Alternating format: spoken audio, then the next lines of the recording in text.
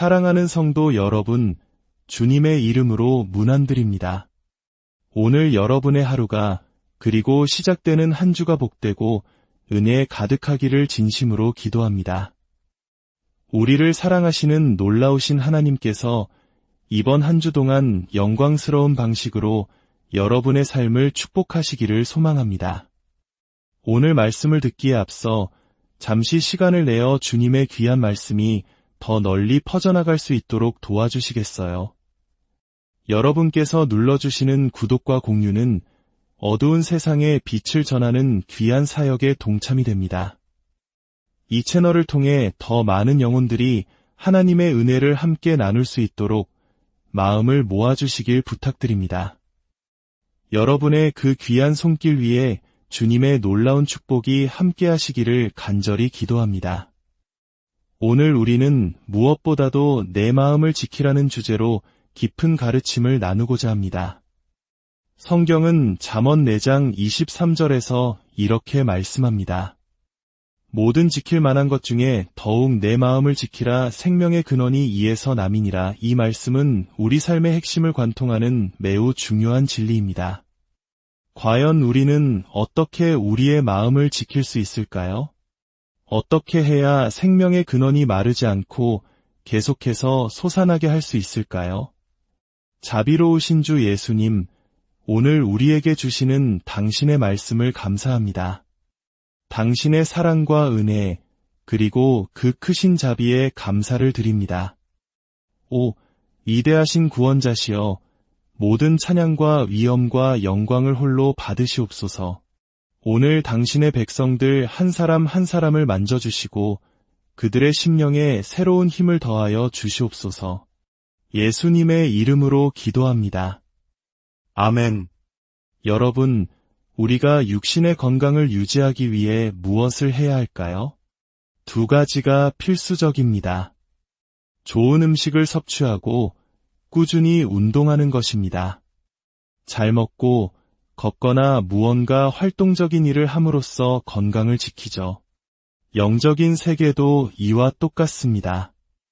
영적으로 강건해지기 위해서는 우리는 하나님의 말씀이라는 좋은 양식을 먹고 그 말씀에 순종하며 살아가는 영적인 운동을 해야 합니다. 이것이 바로 우리의 마음을 지키는 가장 기본적인 원리입니다. 하나님께서는 우리 각자에게 매우 중요한 의무를 맡기셨습니다. 바로 우리 자신의 마음을 지키는 책임입니다.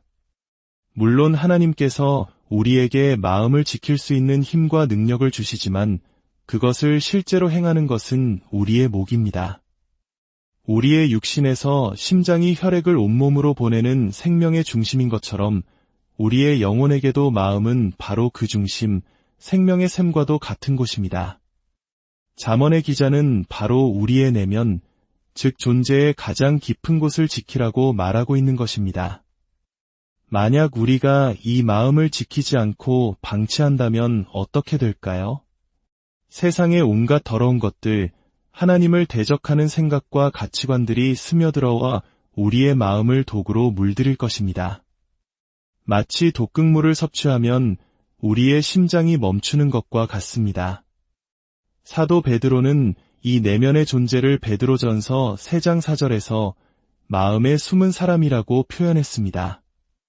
오직 마음에 숨은 사람을 온유하고 안정한 심령에 썩지 아니할 것으로 하라. 이 숨은 사람 즉 우리의 영은 썩지 않는 영원한 존재입니다. 우리가 지켜야 할 것이 바로 이것입니다. 그렇다면 무엇이 우리의 마음을 지배하고 있습니까? 우리의 마음을 지배하는 그것이 바로 우리의 인격을 형성하고 삶의 모든 행동을 결정합니다. 하나님께서는 우리에게 힘을 주시고 수단을 제공하시지만 마음을 지키는 일 자체를 대신 해주지는 않으십니다. 하나님은 우리에게 새 마음을 주셨고 이제 내가 이 마음을 지켜라 하고 말씀하십니다. 이것은 정말로 중요한 사실입니다. 마음을 지키기 위한 첫 번째 단계는 하나님을 대적하는 모든 세상적인 것들을 차단하는 것입니다. 요한일서 5장 21절은 이렇게 경고합니다. 자녀들아, 너희 자신을 지켜 우상에게서 멀리하라. 여기서 말하는 우상은 돌이나 나무로 만든 형상만을 의미하지 않습니다. 오늘날 현대사회에서 우상은 탐심이라는 이름으로 우리 곁에 있습니다.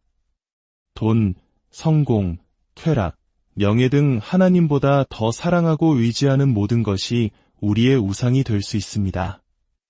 사도 바울은 고린도전서 6장 12절에서 놀라운 통찰을 줍니다. 모든 것이 내게 가하나 다 유익한 것이 아니요 모든 것이 내게 가하나 내가 무엇에든지 얽매이지 아니하리라. 바울은 어떤 것들은 합법적일지라도 우리에게 전혀 도움이 되지 않으며 오히려 우리를 해로운 것에 얽매이게 할 수 있다고 말합니다. 우리 삶에는 가까이에서는 안 될 것들이 분명히 존재합니다. 우리는 매일, 매 순간 그것들로부터 우리의 마음을 보호해야 합니다. 아주 작은 물체 하나를 눈앞에 두면 거대한 태양빛을 가릴 수 있다는 사실을 아십니까? 아무리 작은 것이라도 눈을 가리면 빛은 차단되고 어둠이 찾아옵니다. 영적인 세계도 마찬가지입니다. 아주 사소해 보이는 죄나 세상적인 생각이 하나님의 빛이 우리 영혼에 들어오는 것을 막을 수 있습니다. 다윗 왕은 이 사실을 깊이 깨달았던 사람입니다.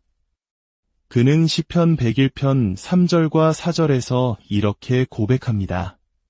나는 비천한 것을 내 눈앞에 두지 아니할 것이요 배교자들의 행위를 내가 미워하오리니 나는 그 어느 것도 붙들지 아니하리이다.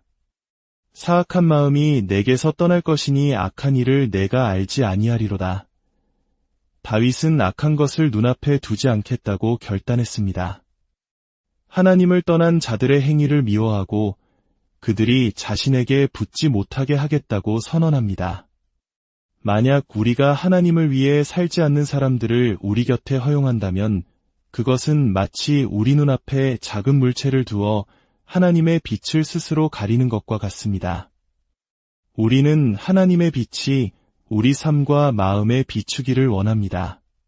그런데 만약 우리가 그 빛을 가로막는 사람이나 물건 혹은 어떤 것들이라도 우리 곁에 머물도록 허락한다면 우리는 영적인 어둠 속에 머물게 될 것입니다. 때로는 우리가 저 사람에게 복음을 전해야지 하는 선한 의도로 죄인과 가까이 지내려 할 때가 있습니다. 그러나 성경은 한 죄인이 많은 선을 무너지게 하느니라고 경고합니다. 단 한 명의 죄인이 당신의 삶에 있는 많은 선한 것들을 파괴할 수 있습니다. 여기서 중요한 사실을 하나 말씀드리겠습니다. 우리는 우리가 어울리는 사람들로 알려지는 것이 아니라 우리가 피하는 사람들로 알려집니다. 다시 한번 말씀드립니다. 우리는 우리를 둘러싼 사람들로 평가받는 것이 아니라 우리가 의도적으로 멀리하는 사람들로 우리의 정체성이 드러납니다. 그들이 하나님의 빛을 가리지 못하도록 하십시오. 다윗은 계속해서 말합니다. 사악한 마음이 내게서 떠날 것이니 내가 악한 자를 알지 아니하리로다. 이 구절은 놀라운 진리를 담고 있습니다. 악한 사람을 가까이 하지 않을 때 비로소 왜곡되고 비뚤어진 마음이 우리에게서 떠나간다는 것입니다. 즉, 악한 사람과의 교제는 우리의 마음에 직접적으로 악한 영향을 주어 우리의 마음을 비뚤어지게 만들 수 있다는 강력한 경고입니다. 우리는 경건하지 않은 사람들과의 교제를 피함으로써 우리의 마음을 지켜야 합니다. 어떤 분들은 예레미야 17장 9절 말씀을 인용하며 인간의 마음은 본래 부패했다고 말합니다. 만물보다 거짓되고 심히 부패한 것은 마음이라 누가 능히 이를 알리어 맞습니다. 하지만 이 말씀은 구원받기 이전 우리의 옛 본성에 대한 설명입니다. 구원받기 전 우리의 마음은 거짓되고 심히 부패했습니다. 그러나 하나님께서는 우리에게 새 마음을 주셨습니다. 이것을 기억해야 합니다. 에스겔 36장 26절은 이렇게 약속합니다. 또 새 영을 너희 속에 두고 새 마음을 너희에게 주되 너희 육신에서 굳은 마음을 제거하고 부드러운 마음을 줄 것이며 구원의 순간 하나님께서는 우리의 돌같이 굳은 마음을 제거하시고 살처럼 부드러운 새 마음을 주셨습니다. 이것은 마치 영적인 심장 이식 수술과도 같습니다. 우리의 임무는 썩어빠진 옛 마음을 고치려는 헛된 노력을 하는 것이 아니라 하나님께서 주신 이 깨끗하고 새로운 마음을 지키는 것입니다. 그렇다면 이 새 마음을 어떻게 지킬 수 있을까요? 우리는 끊임없이 영적으로 깨어 있어야 합니다. 바울은 골로새서 3장에서 그 방법을 알려줍니다. 위의 것을 생각하고 땅의 것을 생각하지 말라. 우리의 생각과 마음을 세상의 것이 아닌 하늘의 것에 고정시키는 훈련이 필요합니다. 이것은 우리의 마음을 하나님의 말씀에 일치시키려는 끊임없는 노력입니다. 우리의 마음을 하나님의 말씀이라는 기준에 맞출 때 우리는 세상의 모든 불순물로부터 마음을 지킬 수 있는 힘을 얻게 됩니다. 하나님은 우리의 옛 본성을 지키라고 명령하지 않으셨습니다. 옛 본성은 십자가에 못 박혀야 할 대상입니다. 하나님은 우리에게 주신 새 마음을 지키라고 명령하십니다. 이것이 바로 기독교인의 삶의 가장 큰 제목입니다. 내 마음을 지키라. 그러면 나머지는 내가 하겠다. 마음을 지키는 또 다른 중요한 방법은 진리를 어떻게 듣느냐에 주의를 기울이는 것입니다. 예수님께서는 누가복음 8장 18절에서 그러므로 너희가 어떻게 들을까 스스로 삼가라고 말씀하셨습니다. 우리는 수많은 설교와 가르침 속에서 살아갑니다. 그러나 그 모든 것이 진정으로 하나님의 말씀에 기반한 것인지 분별해야 합니다.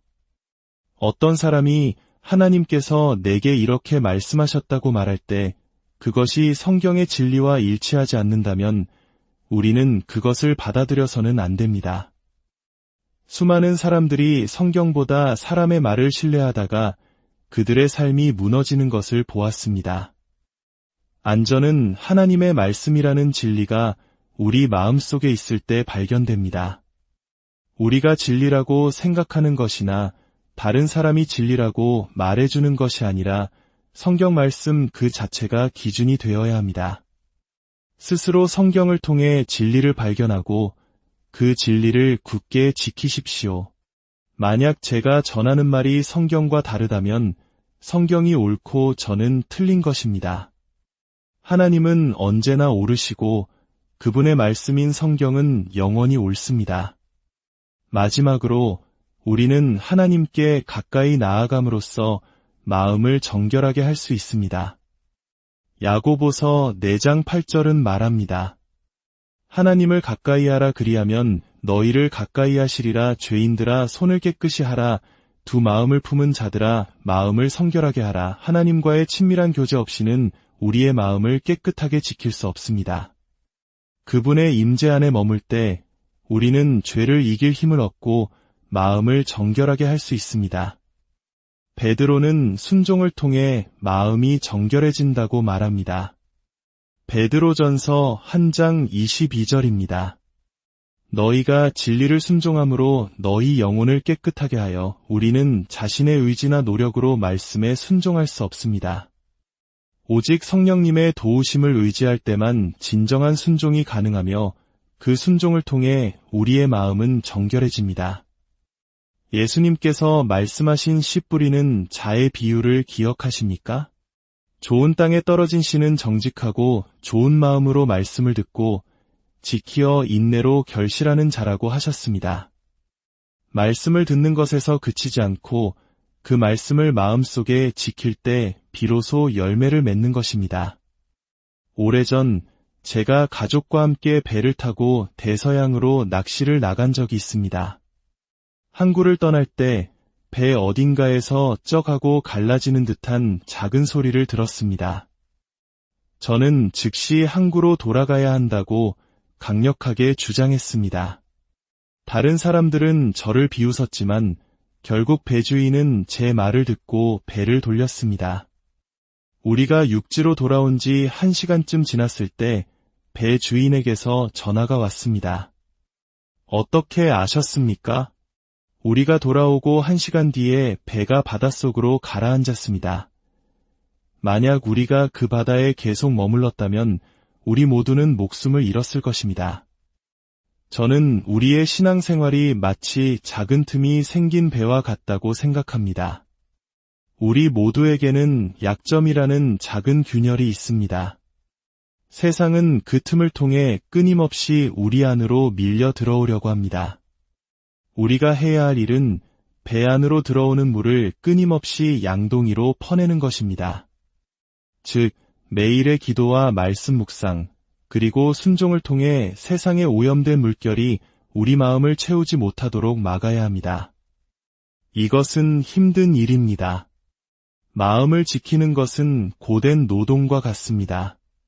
하지만 이 일을 게을리하면 우리는 세상의 물결에 잠겨 침몰하고 말 것입니다. 사랑하는 성도 여러분, 간절히 부탁드립니다. 무엇보다도 여러분의 마음을 지키십시오. 약간의 노력만으로는 안 됩니다. 모든 힘을 다해 부지런히 지키십시오. 항상 깨어 주의를 기울여야 합니다.